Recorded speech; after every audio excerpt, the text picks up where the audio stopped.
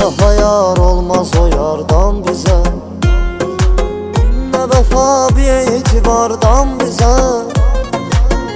Bu kadar bəsdi günah etdi, baxır Allah da yuxardan bizə. O nə Məcnun, nə də Leyladır, o bir aləm, bir dünyadır.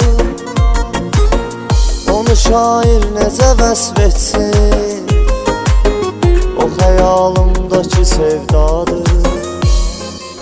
Məst edibdir bizi peymanələr, gecə meyxanələr, gecə meyxanələr.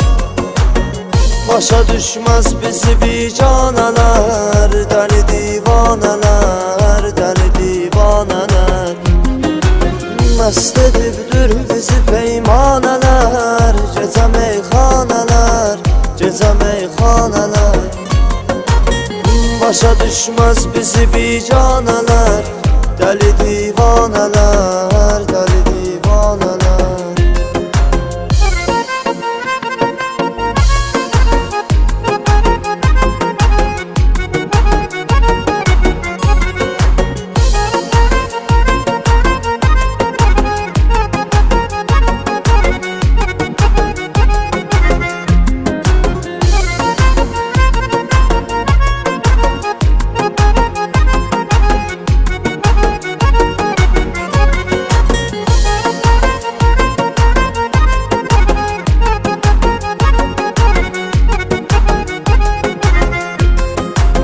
Bəzən insan küsür hər şeydən,